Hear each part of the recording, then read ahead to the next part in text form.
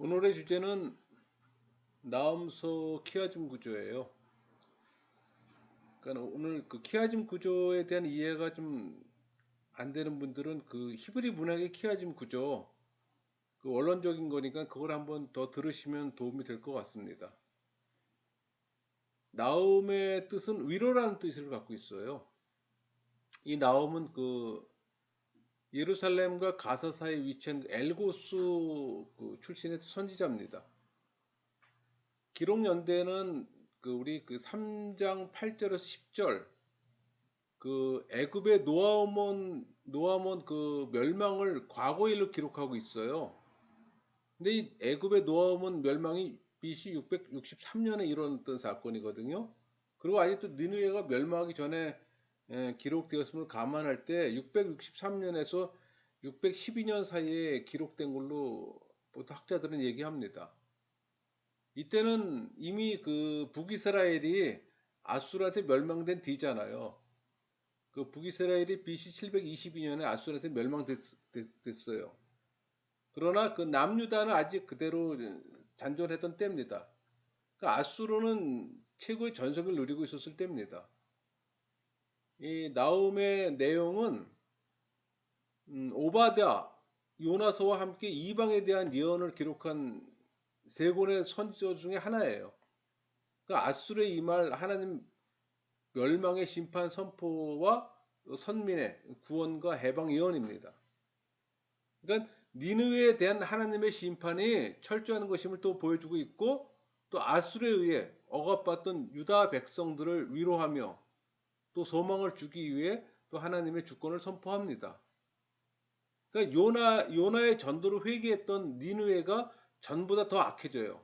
또 결국은 하나님의 심판으로 멸망하게 됨을 통해 또 불의한 어떤 국가와 백성은 패망한다는 사실을 보여주기도 합니다.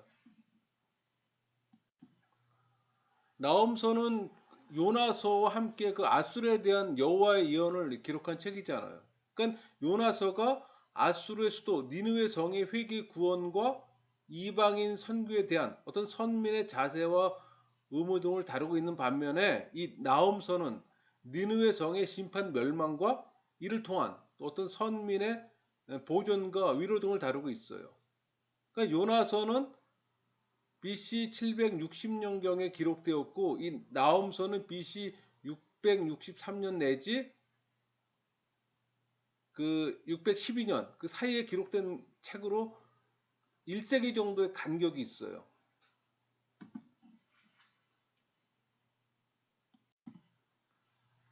당시 아수르는 세계 역사상 제국으로서의 면모를 갖춘 최초의 국가였습니다. 그러니까 저쪽에 그 티그리스 강, 그러니까 유브라데 강과 티그리스 강이 마주보고 있잖아요. 그러니까 그 티그리스강 상류 소위 그 비옥한 초생탈 지역 저쪽 동북부에 위치한 오랜 역사를 갖고 있는 국가입니다. 그러니까 BC 1000년에서 BC 600년 사이, 한 400년 사이에 본격적으로 두각을 나타내요. 또 이 시기에 아수르가 우리 성경에 또 빈번하게 또 언급됩니다. 그러니까 우리 성경에 니글라 빌레스 3세와 뭐 아들 살마네셀 5세 때 그 영토 확장을 위한 정복 전쟁이 불이 붙어요. 또 그 후에 사르곤 2세, 또 산헤립, 에살핫돈, 아수르바니팔 이 시대에 거쳐서 한 세기 동안 근동 지역의 패권자로서 또 애국까지 또 손을 넣고 번영을 구가합니다. 그 아수르가 BC 722년 사르곤 2세의 영도 아래 그 북이스라엘을 점령하잖아요. 또 이어서 남유다도 공격합니다. 그 이후에도 이 사네립이 BC 701년에 남유다에 침입해 그 예루살렘을 또 포위하잖아요. 그 열왕기 하의 18장의 얘기가 그겁니다.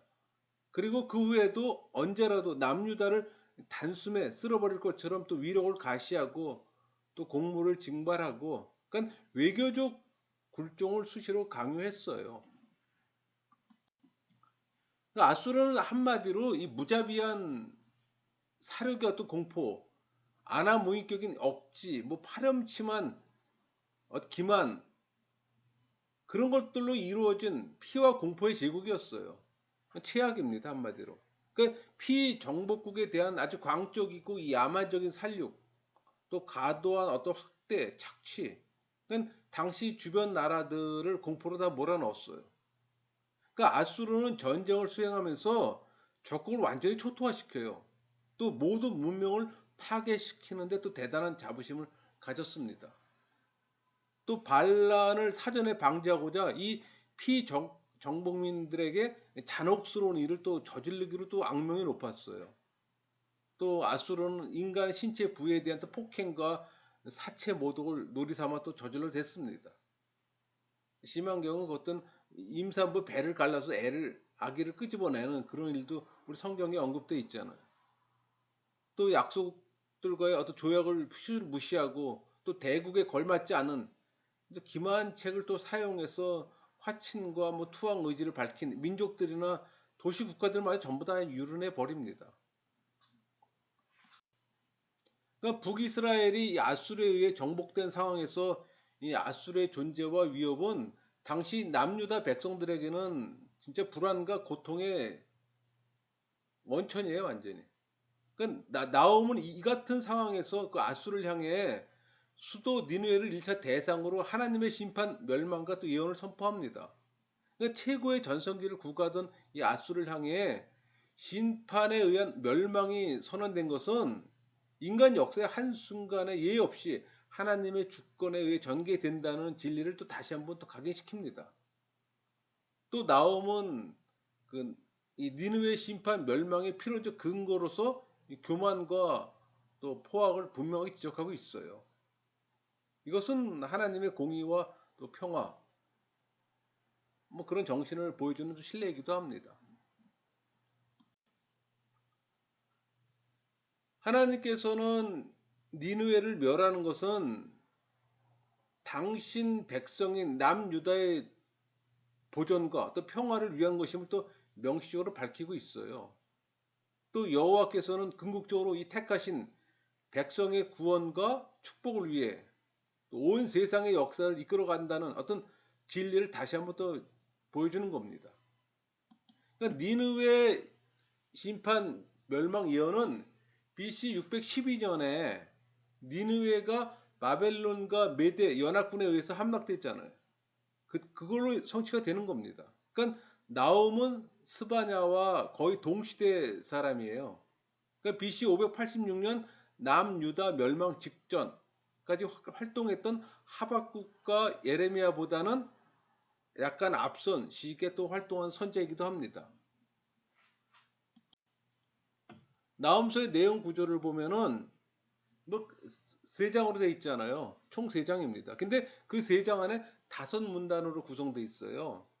그러니까 이들 다섯 문단은 모두 다 보다 넓은 범위의 그 대문단에 속하지 않는 상호 대등한 독립 문단으로 볼 수가 있어요. 무슨 얘기인 거 아니? 이 다섯 문단들은 동일 주제나 내용을 겹쳐서 설명하거나 부연 설명하는 일이 없다는 거예요.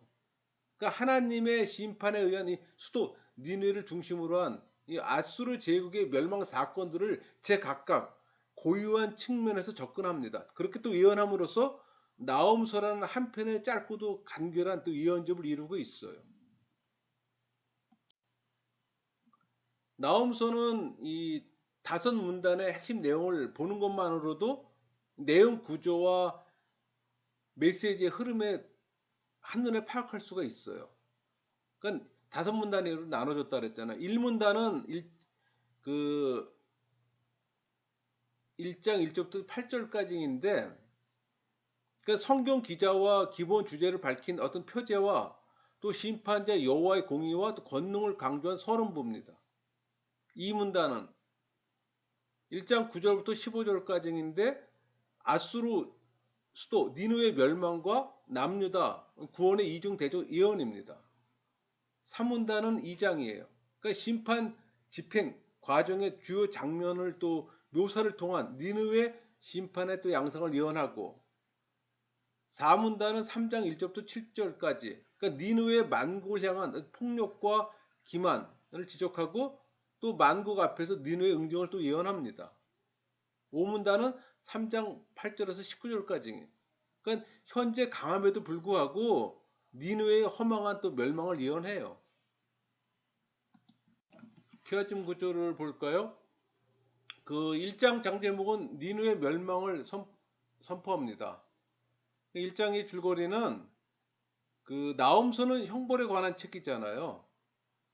또 하나님께서는 선지자 나홈을 통해 아수르 수도 니누의 멸망을 또 경고하십니다.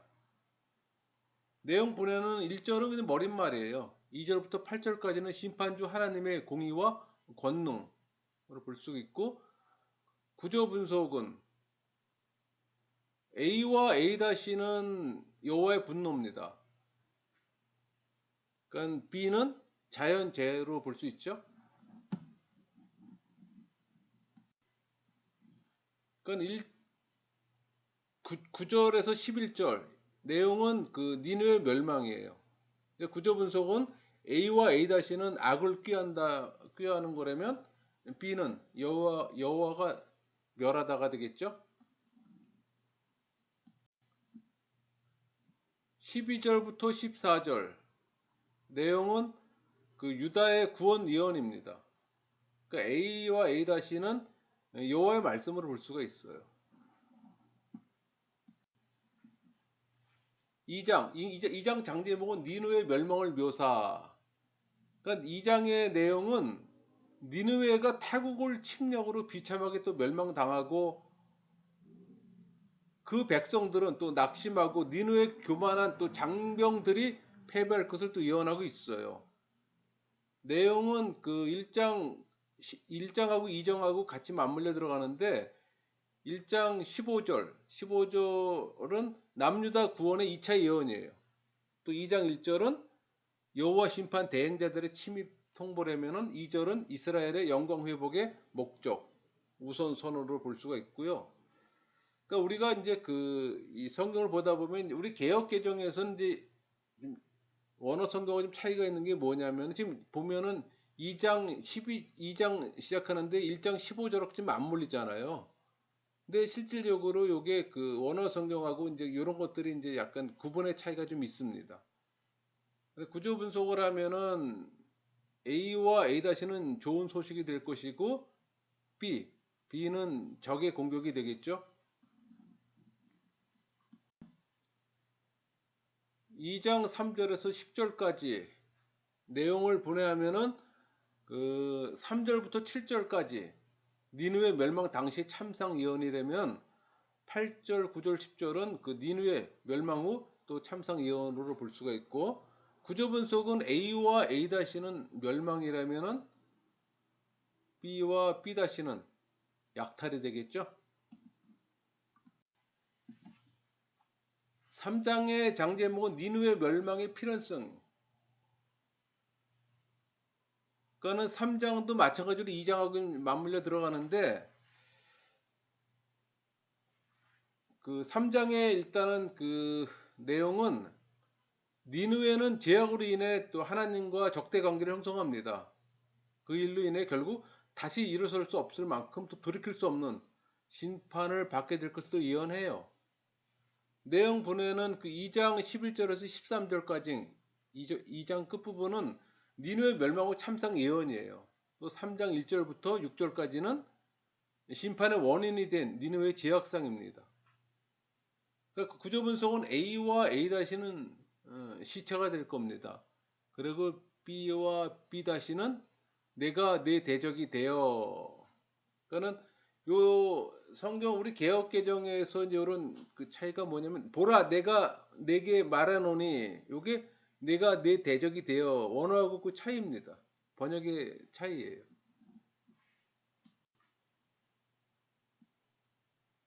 3장 7절에서 19절 그 7절에서 11절까지 내용을 보면은 노아몬 그 멸망의 예를 통한 니누의 멸망의 필요성을 또 얘기하고, 12절에서 19절까지 메뚜기 비유를 통한 니누의 멸망의 또 필요성을 이야기합니다. 구조 분석은 A와 A-는 고칠 자가 없다가 될 것이고, B와 B-는 무능이 될 것이고, C와 C- 은유가 되겠죠. 그 다음에 메인 테마 D는 보호하다 라고 우리가 보면 될 것 같습니다. 이 나홈서의 그 복음적 의미는 나홈서에서는 직접적인 메시아 예언들이 없어요. 그러나 그 반면에 그 하나님의 성품에 대해 얘기가 언급됩니다. 또 재림 때 만국들의 심판주로 오실 또 그리스도의 사역과 또 일치해요. 그러니까 예수 그리스도는 환란의 도피성이 되시며 나의 구원의 하나님이시며 또 자기 백성을 위해 투기 보복하시는 하나님이신 걸 또 나타내십니다. 그러니까 노하기를 더디하시나 끝날에는 반드시 심판하신다. 그런 의미로 볼 수가 있습니다. 정리할게요. 이 나홈은 자기 백성들의 원수를 하나님이 갚아 주신다는 걸 예언합니다. 그러니까 하나님은 이웃 나라를 무고히 괴롭히면 결코 묵과하지 않으세요.